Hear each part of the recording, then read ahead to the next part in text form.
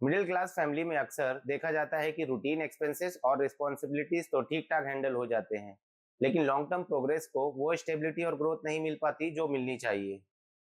कभी सेविंग्स रुक जाती है तो कभी इन्वेस्टमेंट डिले हो जाते हैं, और फ्यूचर प्लानिंग हमेशा लास्ट प्रायोरिटी बन के रह जाती है। ये स्लो डाउन किसी एक डिसीजन का रिजल्ट नहीं होता, बल्कि उन छोटी छोटी गलतियों का नतीजा होता है जो हम रोज करते हैं। इंपॉर्टेंट बात यह है कि इन मिस्टेक्स का इम्पैक्ट शॉर्ट टर्म में विजिबल नहीं होता, इसलिए हम उन्हें इग्नोर कर देते हैं। लेकिन लॉन्ग टर्म फ्यूचर में यही रॉन्ग डिसीजन फाइनेंशियल स्टेबिलिटी का ओवरऑल डायरेक्शन चेंज करके रख देते हैं। सच तो यह है कि फाइनेंशियल स्ट्रेस तब तक छुपा रहता है जब तक कोई फाइनेंशियल इमरजेंसी नहीं आ जाती। शॉर्ट टर्म या लॉन्ग टर्म गोल्स तब तक परफेक्ट लगते हैं जब तक डेडलाइन करीब नहीं आ जाती, और रिटायरमेंट प्लानिंग की रियलिटी तब समझ में आती है जब हम रिटायरमेंट के बिल्कुल करीब पहुंच जाते हैं। फाइनेंशियल प्लानिंग असल में कॉम्प्लिकेटेड नहीं होती, वो तब कॉम्प्लिकेटेड लगती है जब हम बेसिक्स एरर रिपीट करते रहते हैं। जब फाउंडेशनल स्टेप क्लियर हो जाते हैं, क्या प्रायोरिटी देनी है, क्या अवॉइड करना है, और किन एक्शन को डिले नहीं करना है, तब ग्रोथ अपने आप स्ट्रक्चर्ड हो जाती है और प्रोग्रेस भी कंसिस्टेंट दिखती है। और वही कंसिस्टेंसी आखिर में स्टेबिलिटी का बेस बनाती है। इसी कोर अंडरस्टैंडिंग के साथ सबसे इंपॉर्टेंट ये होता है कि हम उन मिस्टेक को क्लियरली आइडेंटिफाई करें जो ऑलमोस्ट हर मिडिल क्लास फैमिली में रिपीट होती है। जब हम इन मिस्टेक्स को करेक्ट करते हैं, प्लानिंग इमीडिएटली स्ट्रीमलाइन लगने लगती है और लॉन्ग टर्म नंबर्स भी प्रैक्टिकल लगने लगते हैं। सबसे पहली मिस्टेक जो मिडिल क्लास फैमिली करती है वो है टर्म इंश्योरेंस को इंपॉर्टेंस ना देना, क्योंकि उन्हें लगता है कि जब टर्म प्लान प्रीमियम पे करने से कोई रिटर्न्स ही नहीं मिलता तो पॉलिसी लेने का कोई प्रैक्टिकल फायदा नहीं होता। लेकिन टर्म इंश्योरेंस का असली रोल कभी रिटर्न्स देना नहीं होता।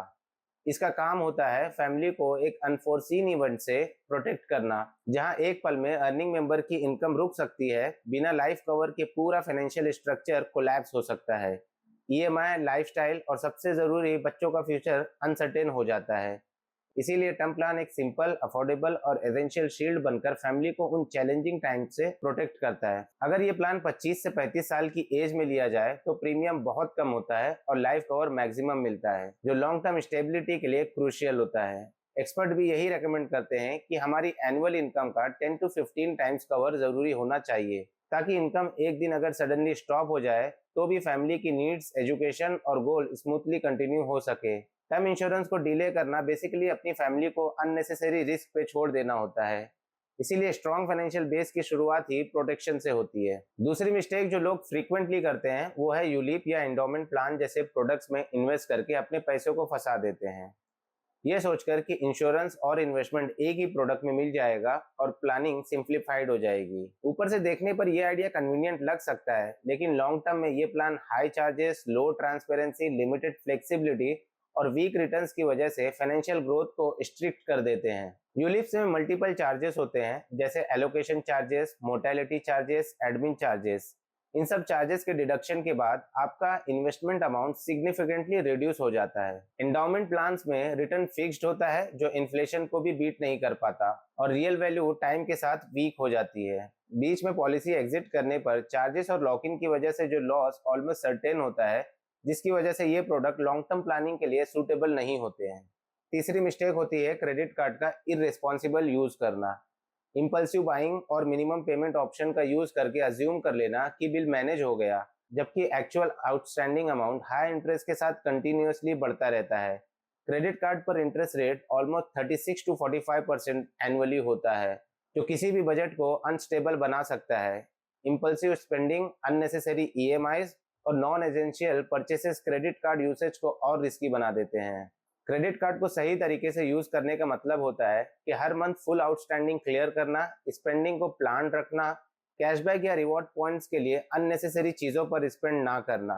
जब क्रेडिट कार्ड डिसिप्लिन तरीके से यूज होता है तो क्रेडिट स्कोर स्ट्रांग होता है, अननेसेसरी इंटरेस्ट कॉस्ट जीरो होता है और ओवरऑल फाइनेंशियल कंट्रोल बेटर रहता है। चौथी मिस्टेक जो बहुत कॉमन है वो है रिटायरमेंट प्लानिंग को कंटिन्यूअसली डिले करना, ये सोचकर कि अभी एक्सपेंसेस ज्यादा हैं और रिटायरमेंट प्लानिंग के लिए बाद में टाइम मिल जाएगा। प्रॉब्लम ये होती है कि जितनी लेट प्लानिंग शुरू होती है, कंपाउंडिंग का बेनिफिट उतना ही कम हो जाता है और फ्यूचर में रिक्वायर्ड कॉर्पस अचीव करना और भी मुश्किल हो जाता है। रिटायरमेंट एक गारंटीड फेज होता है जहां इनकम स्टॉप हो जाती है, पर लाइफस्टाइल, मेडिकल नीड्स और रेगुलर कमिटमेंट कंटिन्यू रहते हैं। इसीलिए अर्ली प्लानिंग बहुत जरूरी होती है। अगर आप अर्ली 20s या 30s में एसआईपी शुरू करते हैं तो स्मॉल कंट्रीब्यूशन भी लॉन्ग टर्म में ह्यूज कॉर्पस में कन्वर्ट हो जाता है, क्योंकि कंपाउंडिंग कंटिन्यूअसली काम करती रहती है।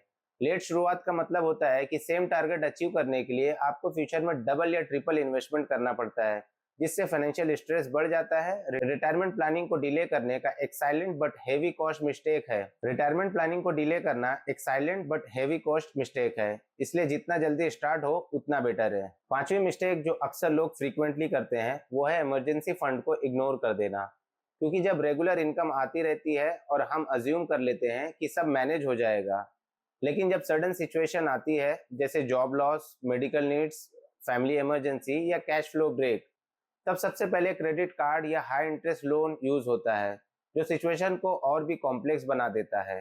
इमरजेंसी फंड एक सिंपल सेफ्टी लेयर होता है जो अनसर्टेन टाइम्स में स्टेबिलिटी प्रोवाइड करता है और पैनिक बेस्ड फाइनेंशियल डिसीजन को अवॉइड करने में हेल्प करता है। आइडियली 3 से 6 महीने के एक्सपेंसेस एक सेपरेट लिक्विड अकाउंट में होने चाहिए, ताकि इमरजेंसी आने में आपको किसी लोन या क्रेडिट कार्ड के प्रेशर में ना जाना पड़े। ये फंड इन्वेस्टमेंट नहीं होता, बल्कि एक प्रोटेक्टिव रिजर्व होता है जो लॉन्ग टर्म प्लानिंग को डिस्टर्ब होने से बचाता है। इमरजेंसी फंड होने से स्ट्रेस मिनिमाइज होता है और फाइनेंशियल कॉन्फिडेंस इंक्रीज हो जाता है। छठी मिस्टेक होती है इक्विटी और म्यूचुअल फंड को अननेसेसरी रिस्क समझकर अवॉइड करना, जबकि रियलिटी ये है कि म्यूचुअल फंड प्रोफेशनली मैनेज्ड होते हैं, डाइवर्सिफाइड होते हैं और लॉन्ग टर्म में इन्फ्लेशन को बीट करते हैं और बेटर ग्रोथ प्रोवाइड करते हैं। यहाँ बिल्कुल थोड़ा रिस्क और वॉलेटिलिटी होता है, जो केयरफुल इन्वेस्टमेंट एंड डाइवर्सिफिकेशन से कंट्रोल किया जा सकता है। अगर एसआईपी के थ्रू इन्वेस्ट करते हैं और 5 साल 7 साल की होराइजन रखते हैं तो रिटर्न स्टेबल हो जाते हैं और वॉलेटिलिटी स्मूथ हो जाती है। म्यूचुअल फंड से दूर रहना एक लॉन्ग टर्म अपॉर्चुनिटी मिस करने जैसा होता है। सातवीं मिस्टेक होती है सैलरी बढ़ते ही लाइफस्टाइल को एग्रेसिव अपग्रेड कर लेना, जिससे इनकम तो इंक्रीज होती है पर सेविंग्स का परसेंटेज सेम का सेम ही रहता है। न्यू फोन्स, मोर ट्रैवल, डाइनिंग आउट, सब्सक्रिप्शन, ये सारे एक्सपेंसेस मिलकर long term financial progress slow कर देते हैं। लाइफस्टाइल इन्फ्लेशन एक साइलेंट वेल्थ किलर होता है जो प्लानिंग को वीकर कर देता है। अगर सैलरी बढ़ने के बाद लाइफस्टाइल लिमिटेड रेट पर अपग्रेड हो और इन्वेस्टमेंट कंट्रीब्यूशन ज़्यादा इंक्रीज हो तो फ्यूचर में कॉर्पस सिग्निफिकेंटली स्ट्रांग बन सकता है। आठवीं मिस्टेक होती है फाइनेंशियल प्लानिंग रिव्यू को इग्नोर करना, जबकि फाइनेंशियल प्लानिंग एक स्टैटिक एक्टिविटी नहीं होती। मार्केट कंडीशन चेंज होते हैं और अगर प्लानिंग रिव्यू नहीं होती तो डायरेक्शन वीक पड़ जाता है। एनुअल रिव्यू से क्लैरिटी मिलती है कि एसआईपी राइट ट्रैक पर है या नहीं, इंश्योरेंस कवर सिग्निफिकेंट है या नहीं। क्वार्टरली या ईयरली रिव्यू एक सिंपल हैबिट है जो लॉन्ग टर्म प्लानिंग को रिलेवेंट, अपडेटेड और फ्यूचर रेडी बनाए रखती है।